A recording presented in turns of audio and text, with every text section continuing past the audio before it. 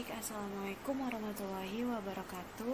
Perkenalkan, kami dari kelompok 4 yang beranggotakan saya sendiri, Anissa Listiani, Leni Rahayu, dan Kusnul Khotimah, di mana kami membawakan materi tentang bukti dan petunjuk evolusi.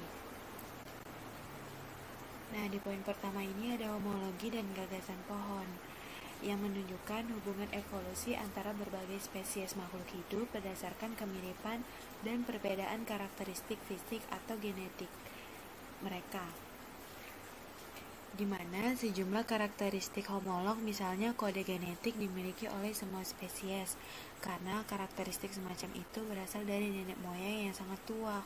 Sebaliknya, karakteristik homolog yang belum begitu lama dievolusikan hanya dimiliki oleh kelompok organisme yang lebih kecil. Nah, ini adalah sebuah pohon evolusi tetrapoda dan kerabat terdekat mereka yang masih hidup. Pohon evolusi tetrapoda dan kerabat terdekat mereka, ikan paru-paru, didasarkan pada data anatomis dan sekuens DNA. Batang ungu mengindikasikan asal-usul 3 homologi penting yang masing-masing dievolusikan hanya sekali. Burung disangkarkan di bawah dan berevolusi dari reptil. Oleh karena itu, kelompok yang disebut reptil secara teknis juga mencakup burung. Dalam diagram ini, setiap titik percabangan mewakili nenek moyang bersama dari semua spesies yang merupakan keturunannya. Misalnya ikan paru-paru dan semua tetrapoda merupakan keturunan dari nenek moyang. Nah, yang pertama itu mamalia, kadal dan ular, buaya, serta burung merupakan keturunan dari nenek moyang.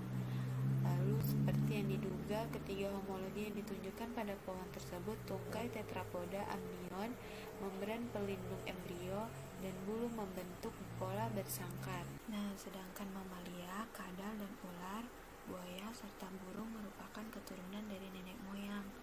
Seperti yang diduga, ketiga homologi yang ditunjukkan pada pohon tersebut, tungkai tetrapoda amnion atau membran pelindung embrio, dan bulu membentuk pola bersangkar.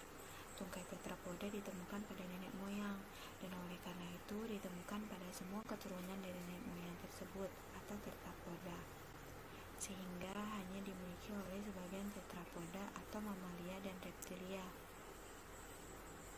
Bulu hanya ada pada nenek moyang bersama, sehingga hanya dimiliki oleh burung. Nah, mamalia ditempatkan lebih dekat dengan amfibia daripada burung. Oleh karena itu, mungkin Anda akan menyimpulkan bahwa mamalia berkerabat lebih dekat dengan amfibia daripada dengan burung. Tapi, mamalia sebenarnya berkerabat lebih dekat dengan burung daripada dengan amfibia, karena mamalia dan burung memiliki nenek moyang bersama yang lebih muda daripada mamalia dan amfibia.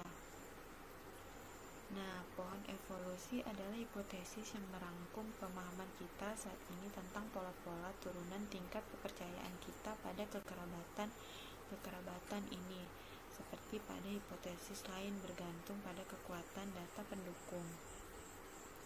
Di gambar ini, pohon tersebut didukung oleh berbagai kumpulan data independen termasuk data anatomis dan sekuens DNA.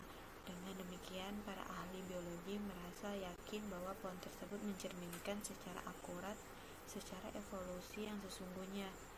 Nah, selanjutnya ini ada gambar di mana leluhur manusia Australopithecus juga merupakan bentuk transisi yang mengesankan dari tahap antropoid mirip simpanse ke tahap manusia modern.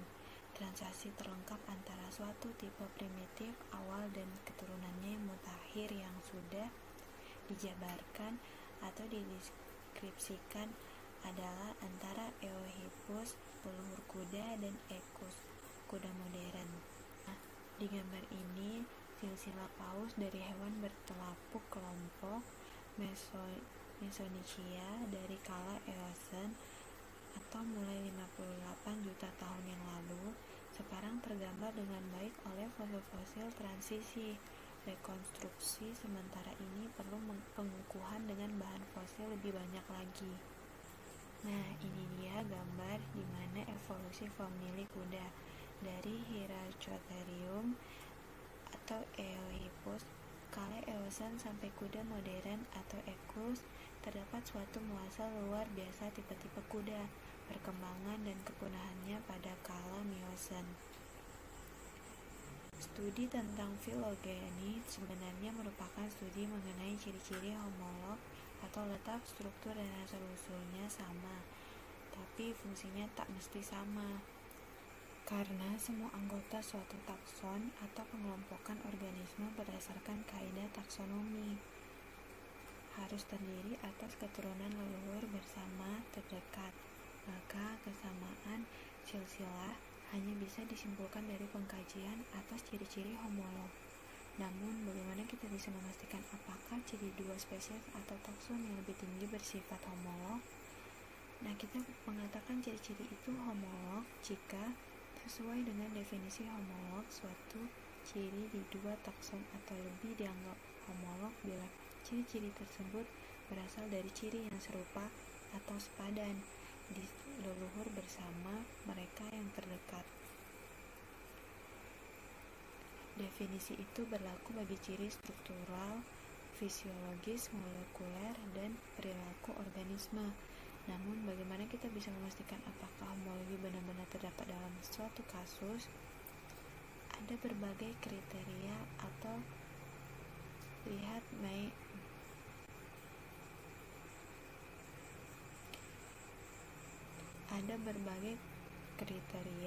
untuk struktur. Kriterianya mencakup posisi terhadap struktur atau organ yang letaknya berdekatan dengan menghubungkan dua ciri yang tak sama berdasarkan tata peralihan di leluhur, berdasarkan kesamaan dalam perkembangan individu dari leluhur yang dibuahi sampai ke masa dewasa, dan berdasarkan fosil-fosil peralihan. Bukti terkuat yang mengukuhkan homologi akhir-akhir ini terdapat di bidang biologi molekuler. Penelitian seperti itu telah memberikan bukti yang handal mengenai hubungan antara hampir semua takson tinggi pada hewan, dan sekarang sedang terjadi kemajuan pesat dalam merekonstruksi hubungan antar takson tinggi pada tumbuhan. Suatu takson yang batas-batasnya ditentukan dengan metode klasifikasi Darwinian, dan karena itu semata-mata terdiri atas keturunan leluhur bersama terdekat, atau disebut monofiletik. Yang paling meyakinkan mengenai rangkaian fosil hewan adalah bahwa tipe-tipe fosil ditemukan di lapisan yang umurnya sesuai dengan perkiraan. Contohnya mamalia modern mulai berevolusi setelah peristiwa punahnya hampir 80% spesies hewan akibat kejatuhan benda antariksa, kepunahan Alvarez atau Alvarez Extinction Event pada awal kala Paleosen atau 60 juta tahun silam. Nah, itu tiada mamalia modern yang bakal ditemukan di lapisan berumur 100 atau 200 juta tahun lalu. Dan memang terbukti tidak pernah ditemukan. Atau contoh lain, jerapah muncul pertama kali pada pertengahan zaman. Nah, di sini kalian bisa lihat di mana ada yang berwarna putih dan ada yang berwarna seperti titik-titik hitam. Di mana yang berwarna putih itu kuda perumput, berarti masuk di kuda yang pemakan perumput. Lalu yang di titik hitam itu di mana kuda pemakan daun, berarti kuda yang memang makan daun atau makanannya adalah daun. Selanjutnya yaitu biogeografi. Nah, biogeografi ini merupakan bidang ilmu yang mempelajari dan menjelaskan distribusi organisme di seluruh permukaan bumi. Nah, di dunia ini diketahui terdapat 6 daerah geografi untuk hewan, beserta masing-masing daerah yang memiliki perbedaan dan keseragaman tertentu di dalam kelompok-kelompoknya. Nah, seperti yang terlihat pada gambar ini, daerah biografi ini adalah Australia, Oriental, Palearctic, Ethiopian, Neotropical, Nearctic. Nah, karena fauna Palearctic dan Nearctic adalah serupa, maka kedua daerah geografi ini terkadang digabung menjadi Holarctic. Lalu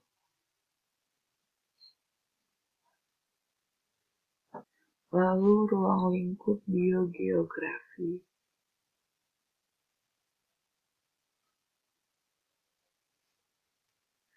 Nah, ruang lingkup biogeografi ini merupakan pembagian sebaran makhluk hidup di permukaan bumi berdasarkan pola sebaran organisme darat.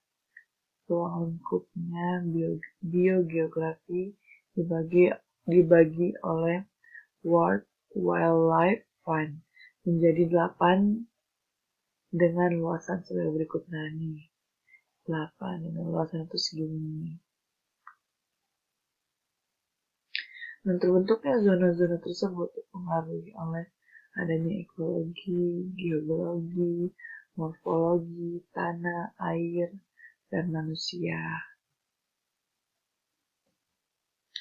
Lalu persebaran anggota-anggota famili unta. Nah, banyak organisme mengalami apa yang disebut dengan persebaran tak sinambung. Contohnya pada famili unta. Nah, unta dan kerabatnya ditemukan di dua benua berbeda. Unta sejati di Asia dan Afrika, dan kerabat dekatnya Ilama di Amerika Selatan. Nah, bila kita percaya dengan evolusi yang sinambung, maka seharusnya pernah ada hubungan antara kedua darah yang sekarang terisolasi tersebut. Dengan kata lain, seharusnya ada unta di Amerika Utara. Tapi nyatanya sekarang tidak ada. Dari keadaan itu bisa ditarik kesimpulan bahwa unta memang pernah ada di Amerika Utara, menjadi mata rantai penghubung antara unta Asia dan unta Amerika Selatan, tapi kemudian punah. Tiba waktunya perkiraan tersebut memang terbukti benar dengan penemuan banyak fosil unta zaman tersier di Amerika Utara. Demikian juga alasan bagi kesamaan fauna Eropa dan Amerika Utara belum dipahami secara lengkap sampai ditemukan bahwa pada zaman tersier awal 40 juta tahun lalu ada daratan penghubung lebar antara kedua benua yang sekarang terpisah oleh Samudra Atlantik utara itu. Penghubung tersebut memungkinkan terjadinya pertukaran fauna secara aktif. Sebaliknya, Afrika dan Amerika Selatan terpisah karena pergeseran benua. 80 juta tahun yang lalu, dan biota mereka menjadi sangat berbeda sesudah perpisahan tersebut. Berulang-ulang, pola-pola persebaran yang membingungkan bisa dijelaskan sebagai akibat kesamaan silsilah dan terkadang kepunahan sesudahnya. Jadi evolusi tersebut memberi jawaban bagi banyak hasil pengamatan yang membingungkan. Oke, selanjutnya akan dijelaskan oleh teman saya. Terima kasih.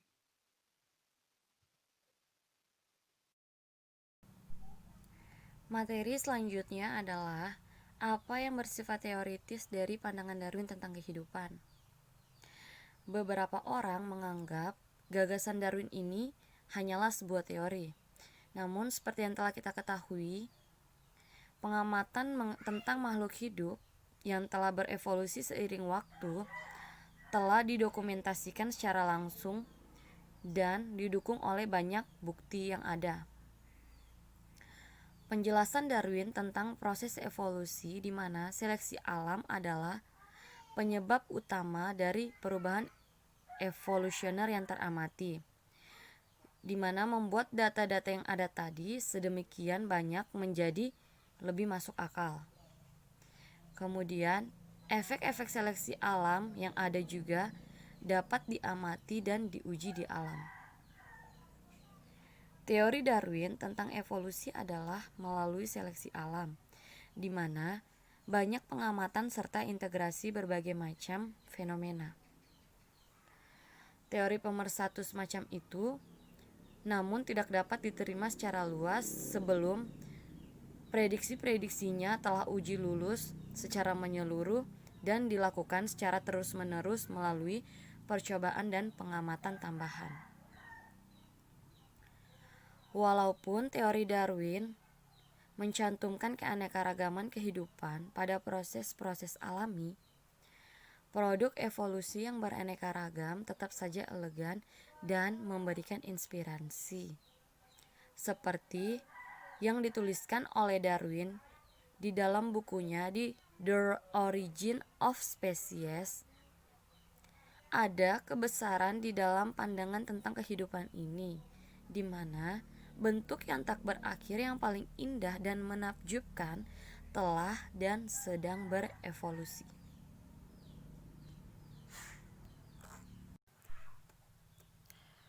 Riset lapangan Darwin dalam membentuk pandangan kehidupan. Yang pertama adalah pelayaran Beagle. Darwin berangkat dari Britania Raya naik kapal HMS Beagle pada bulan Desember tahun 1831. Misi pelayaran kapal tersebut untuk mendata daerah-daerah di sepanjang rentangan garis pantai Amerika Selatan yang masih kurang dikenal saat itu. Ketika anak buah kapal mengadakan survei di pesisir, Darwin menghabiskan sebagian besar waktunya di pantai, mengamati dan mengumpulkan spesimen ribuan fauna dan flora Amerika Selatan yang eksotik dan beragam. Ketika kapal berlayar dan mengelilingi benua tersebut, Darwin mengamati berbagai adaptasi tumbuhan dan hewan yang menempati lingkungan yang sangat beraneka ragam, seperti hutan belantara Brazil, padang rumput Argentina, daerah terpencil Tierra del Fuego dekat Antartika, dan ketinggian yang menjulang dari puncak pegunungan Andes. Darwin mencatat banyak flora dan fauna di berbagai daerah Amerika Selatan tersebut. Ia menemukan flora dan fauna di benua itu memiliki ciri khas yang sangat berbeda dengan flora dan fauna di benua Eropa. Namun, hal tersebut belumlah mencengangkan. Darwin juga mencatat bahwa flora dan fauna di daerah tropis benua tersebut lebih dekat kekerabatannya dengan spesies yang hidup di daerah beriklim sedang di Amerika Selatan dibandingkan dengan spesies yang hidup di daerah beraklim sedang di daratan Eropa. Selain itu, fosil di Amerika Selatan yang ditemukan Darwin, meskipun jelas berbeda dari spesies modern, namun memiliki banyak kemiripan dengan flora dan fauna yang hidup di benua tersebut. Gambar ini merupakan rute 5 tahun perjalanan pelayaran Beagle. Berangkat dari Plymouth, Inggris pada bulan Desember 1831 dan kembali ke Falmouth, Inggris pada bulan Oktober tahun 1836, di mana penjelajahannya ada 4 tahun atau berlangsung selama 4 tahun di Amerika Selatan, termasuk di dalamnya 1 bulan di Galapagos.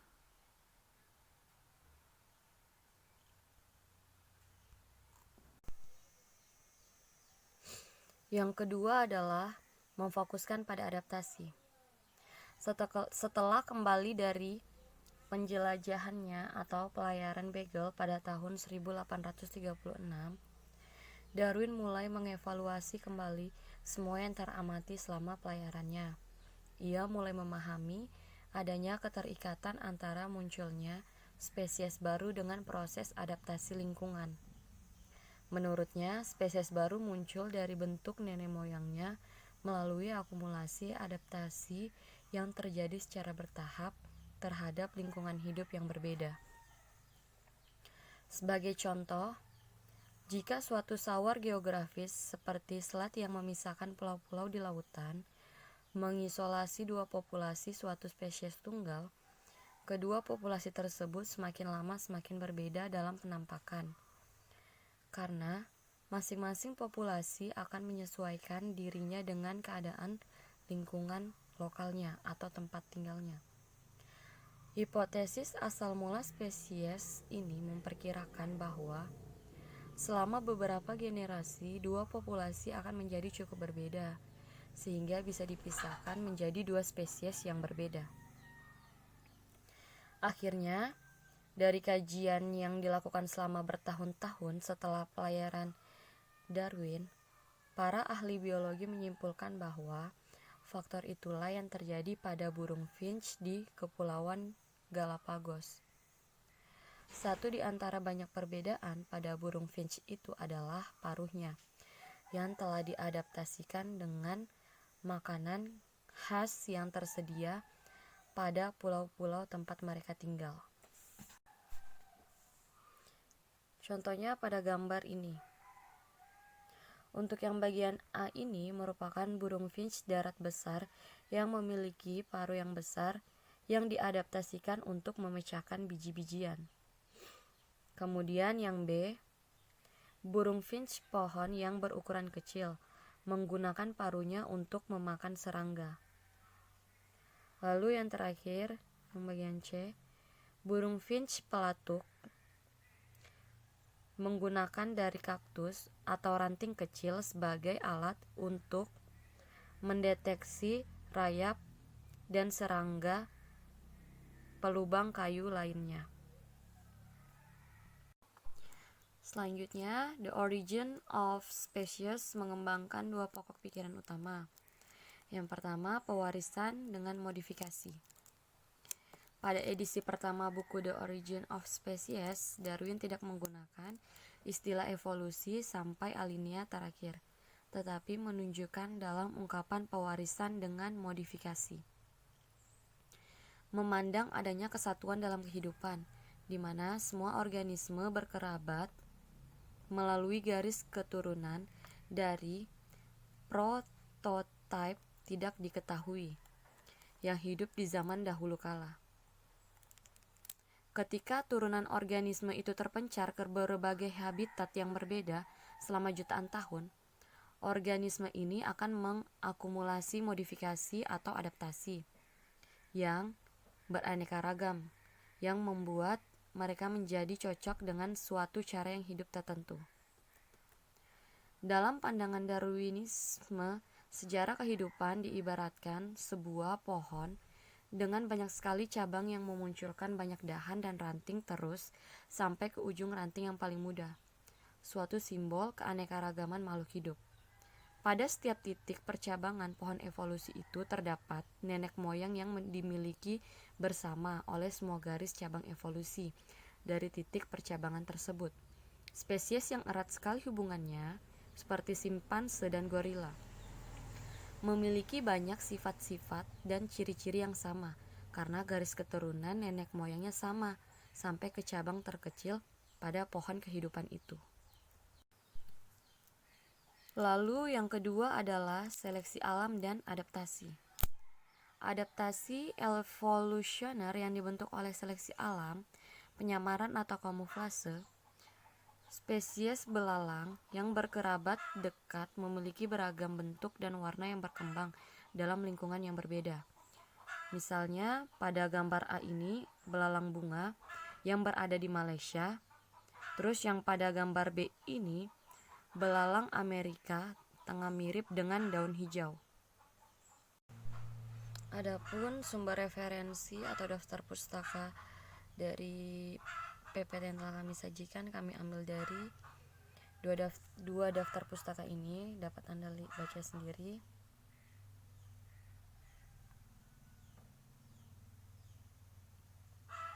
Baiklah, sekian dari presentasi dari kami. Kurang dan lebihnya mohon dimaafkan. Wabillahi taufiq wa hidayah. Wassalamualaikum warahmatullahi wabarakatuh.